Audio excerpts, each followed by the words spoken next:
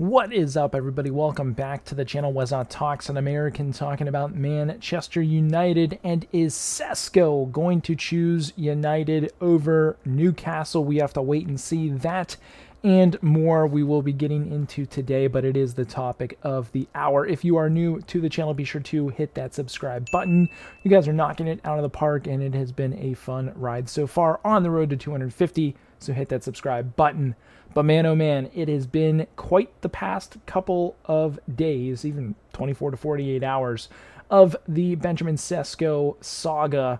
Now, our plan D, E, F, whatever you want to call it in the striker market, but we are not alone, as Newcastle also wanting to sign Benjamin Sesko from RB Leipzig, and some reports coming in being confirmed by Fabrizio Romano, it looks like, which is pretty good to see. I don't know if this is directly from his Twitter or not, but Benjamin Sesko's chances of joining Manchester United or Newcastle are 50-50. The two clubs are in a fight to sign him, and this could be the story of the week and in the next days.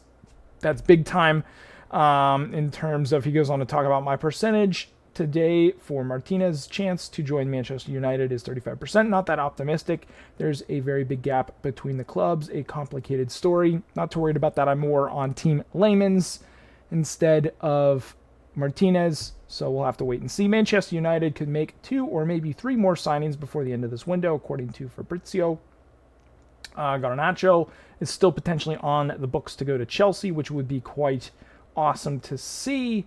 And where is it? Benjamin Sesko is impressed by United's efforts to sign him. The club are not giving up on him. Leipzig are now demanding 80 million euros, which, when we go over here, 80 million euros is 69 million pounds sterling, which is quite a decent chunk of change, but also I think at the end of the day, a pretty solid deal. If United, let's say, just round up, pay 70 million for Sesko, make it installments, I think that would be quite the move. And if he is impressed by United's efforts to sign, that is from Plettigol, that would be quite interesting, and I think a great signing for United. I know we've been in the news for Sesko over the past week or two, being linked to him.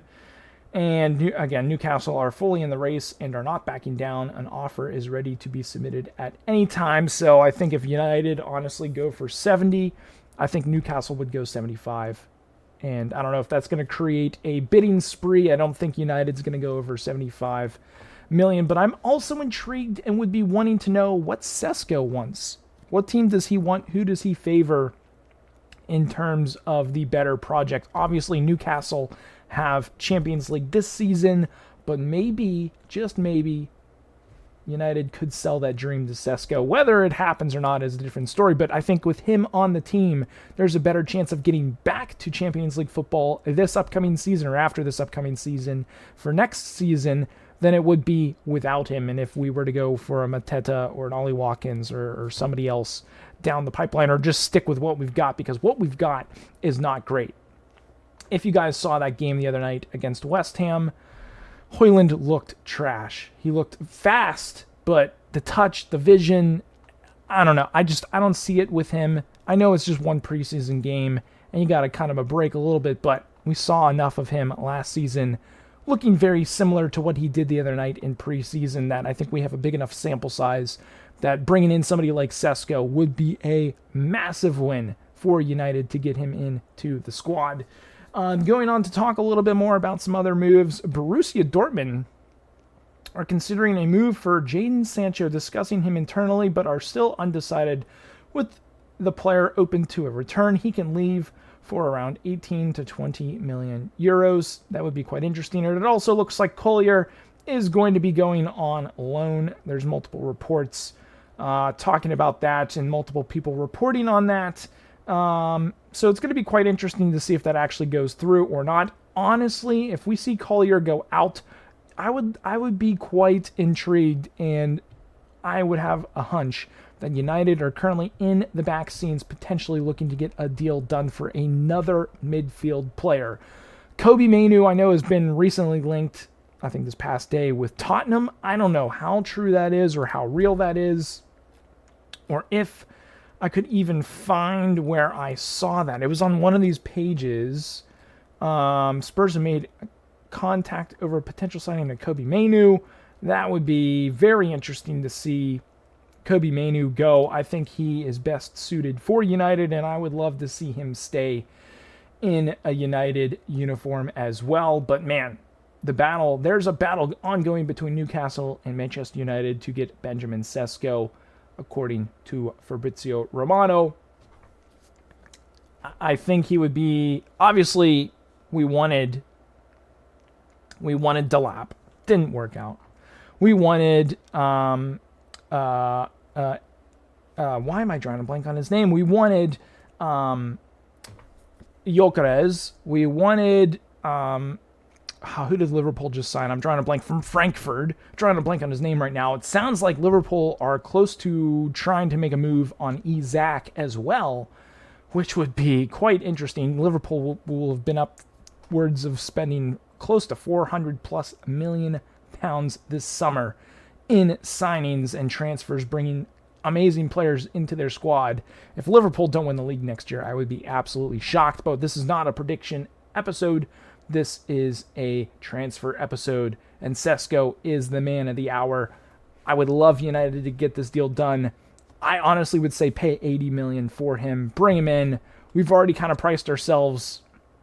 We should have been in for Gyökeres.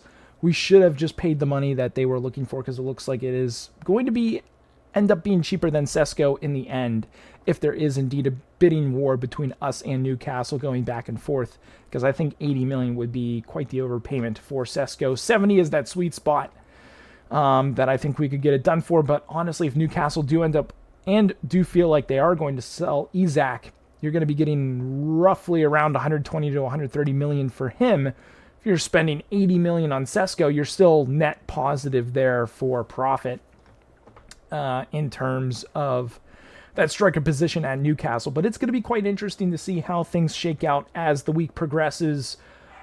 I don't think there's going to be a deal done. Both teams are on tour. I think these are just preliminary talks, and it is whomever Sesko thinks, I think, if what he thinks is the best fit for him and the best project. And hopefully United can sell him on that dream and the project of building up United to its former glory. We'll have to wait and see if that is what ends up happening, but I wouldn't hold your breath. We lost out on so many strikers so far this summer. I'm not going to be shocked if we lose out on Sesko as well. Honestly, kind of see it happening and Newcastle bringing him in, and then we're left with option F for failure and a farce of just fumbling the transfer situation for a new striker. But we'll have to wait and see. But if you guys did enjoy this video, be sure to drop a thumbs up like on it. Hit that subscribe button if you guys are new. Let me know down in the comments, are we going to get Sesko? Is it going to work out? Can we find a way to beat Newcastle in this bidding war? Let me know in those comments. But that is going to be it for this one, guys. And we will catch you in the next video.